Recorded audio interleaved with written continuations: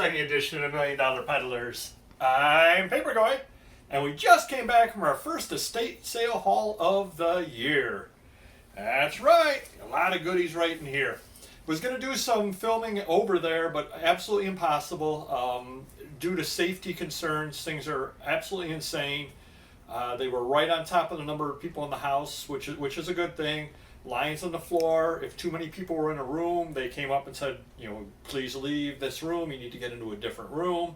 I got yelled at because I was 6 feet from somebody else, but I didn't see the marking on the floor, so I was standing on the right instead of on the left. They run a very tight ship over there, which is a good thing. They did yell at somebody because the face mask was not up over the nose.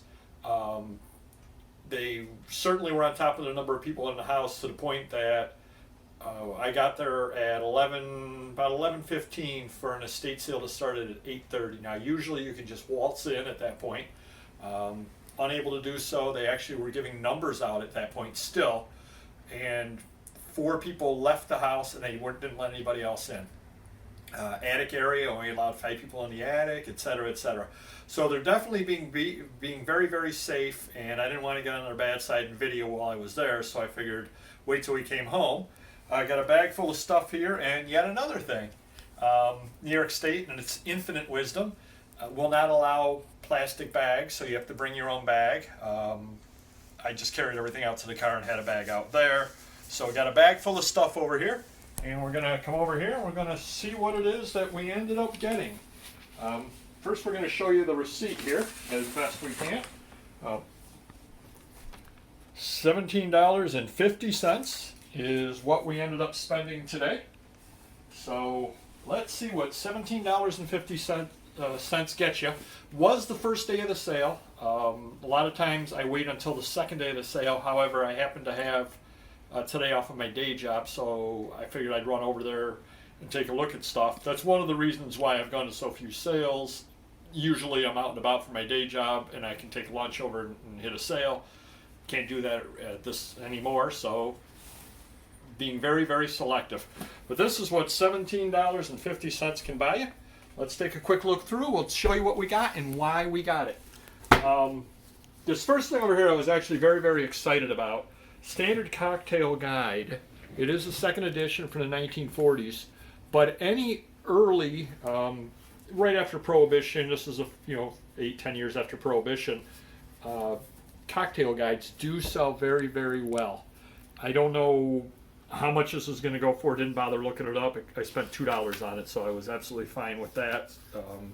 What people end up doing is they use a lot of the old recipes in here, especially if you can get something pre-Prohibition. They definitely use those. You can get the New Yorker cocktail, the Monte Carlo cocktail, the Blues cocktail, etc. It's got prune syrup in it. I'm sure that would be a lovely one. So you've got that over there. Got Animal Farm. This always sells. Now the downside of this is it is a book club edition. However, and generally speaking, 99% of the time, book club editions are not particularly good. There are a couple of books that are first editions in the book club, and those are actually good. This one will sell, though. It does have the jacket, and more interestingly, it also has the Book of the Month Club news. Now, there's a couple of different ways you can tell it's a book club. First, if you look at, first it's got this in the middle of it, so that definitely tells you that. Secondly, if you look over here, there's no price on the jacket flap. And the third easy way to check is if you look over here on the back, generally speaking, if you look right there, you may not show up very well on the camera, but it's a little debossed dot right there. That tells you that that's a book club. So hopefully that will help you when you're out there. A lot of times you see them without the jacket. But first, if they do have the jacket, check. A lot of times they'll say on the bottom, Book Club Edition. This does not. However, there's no price on the jacket. It does have this, and it's got that dot there on the back. So hopefully that helps you. Picked up a couple of the similar type deals over here. Mixmaster, Tapping Owner's Guides. These have recipes. This came with the mixer. Told people how to use it, gave directions. Not real hot, but they do sell regularly, $10 to $15. You can find them at sales. I think I paid 50 cents a piece on these. So these are all with the cookbooks. So when you're running through the cookbooks, when they've got all the little brochure type ones, any of these you find, and they're definitely worth buying. There's another one there, Wearing Cookbook. Another thing over here I bought is Nursery Songs, which is a little golden book. Now this would originally have had a dust jacket. This did not have a dust jacket on it, but it's thicker than the ones are now, and you can tell from the back it's an early edition. On a lot of the editions, there'll be a letter here in the back. There's not a letter on this one over here. It will tell me right there, 10th printing. No big deal, but for 50 cents or $1 or whatever it ended up costing me, not a bad deal whatsoever. Another thing here we picked up was the Walt Disney's Bambi Fuzzy Golden Book, primarily because it's not in great shape, but it does have a dust jacket. When you're finding kids' books especially, dust jackets got ruined all the time because the kids were not neat with them whatsoever. And again, this has issues on the jacket, but at least it has a jacket, and this is fuzzy on it, so the kids would have loved just feeling the front of the jacket there. I see why. It's fun. Another thing we have over here, here's Hawaii, 66 it looks like there. A lot of times the Hawaiian things sell, and one of the important things to do is to set your store up nicely. I've got a Hawaiian section of my store, so this will get listed, put right in there. It's got a lot of nice advertisements in there, horseback riding, just various things over there like that. So somebody will definitely pick that up and maybe shop some other Hawaiian stuff that I have there. 1947 Crochet Annual. Believe it or not, a lot of this crochet stuff does sell. This was 50 cents, so I figured for that you can't go wrong. People do end up using that kind of thing over here. Another KitchenAid cookbook directory, local Genesee Valley Court,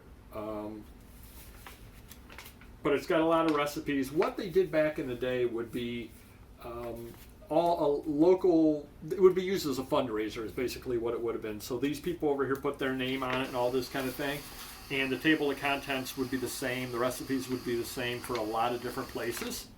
But it's also got a lot of local advertising, so they used it to sell with the local advertising, and they've sold the directory as well. And look for those kind of things. They definitely do sell. Picked up another thing here, the line lighters. These things sell as well. They're concert programs. And again, not going to be hot by any means, but souvenir program. I think I paid 50 cents for it because it's a soft cover. Going to go for $15 to $20, cannot argue with that. Let's Make a Dress. Believe it or not, these kind of books like this go well on Amazon. These are on Amazon. I've had similar ones before, probably $10, $15, something like that on Amazon. And again, soft cover, I paid 50 cents. Can't go wrong with that. A couple of other things over here. Better Homes and Gardens Christmas Ideas, picked up 3 of them. They were 50 cents or $1 a piece because they're magazines. Christmas does sell all year round. However, what I'm going to do is take these. I've got a bin down in the basement filled with Christmas stuff. I'm going to put this in that bin, and then I will list them come early October, middle October, something like that. And what it'll do is it'll drive traffic along with all the other Christmas stuff, and then I'll end up selling a lot of the stuff over Christmas. I could put it on now and sell it. I've got a lot of other things to sell, so I'll just kind of do that at that point. Last couple of things here we ended up buying. Another kid's book, Farm Babies, which again, it's 1948, I think is the copyright on it, but it's got a 1952 gift inscription up on the top. Early print, maybe a first print, I don't even know. Nice looking, no jacket unfortunately, but if you take a look here, it's actually in fairly nice shape, a little bit of scuffing on the back and stuff like that, but it's actually in fairly nice shape for a kid's book. That's the one thing on kids' books, condition is often very poor on them, so when you do find them in higher grade, you definitely want to pick them up. Another thing here I bought, and I ended up buying 2 of them, which was kind of funny. One was upstairs and one was downstairs. One was in the basement, and I don't know why they separated them. But the Encyclopedia of Winemaking Equipment, soft covers cost me whatever 50 cents a piece or not. But they give you all the various things. It's like a catalog. You buy a corker and all that kind of stuff. So it's kind of interesting item. I've never seen it before. At that price, might as well buy it. At some point, somebody or other will want to buy it. And the last thing we picked up over here, this actually was the neighborhood, the Winton Atlantic neighborhood of Rochester is where the sale was. 1984 booklet. These things always sell. A lot of the little neighborhood groups, wherever you're at, will have done something like this. Your town will have done it, your village will have done it, the neighborhood will have done it.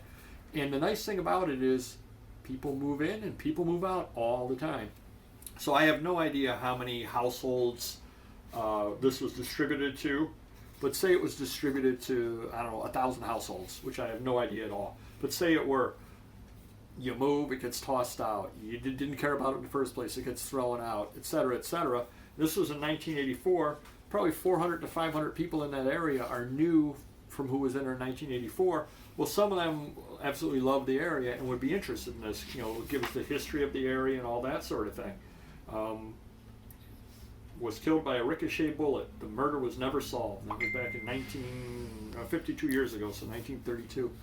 So it's kind of just interesting stuff like this does sell for the various neighborhoods that you're in. So the other really, really nice thing about something like this is it cost me, I believe, 50 cents because it was a soft cover brochure.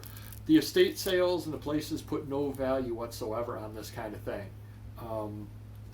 You know, so when you find something other like this from your area, pick it up. Somebody will end up wanting it because, again, new people have moved into the area. So hopefully that gives you a little bit of insight into some of the things you can find at a sale. I mean, for $17.50, that's a nice little haul. You know, I don't know, what are we talking? We're talking 4, 7, you know, 10, 12, 13, 14, 15, 16, 17, 18, 19 items. So I paid roughly $1 an item. You know, if they go for $20 a piece, you're at, you know, $380. So say, you know, take everything out of it, still made a couple $100 just for visiting a place in an afternoon. Not a bad take it off for just kind of going there. And the other thing is you just absolutely never know what might be there. So if you do see the sales out there, check them out, and hopefully this gives you some good ideas as the various things you can buy. If you could do me a big favor and hit the like button, definitely helps the channel out. And comment down below on some of your finds, and comment down below on what you learned from this video, because it definitely helps us and guide the channel along. And, you know, hopefully you did learn some things. We'll see you next video.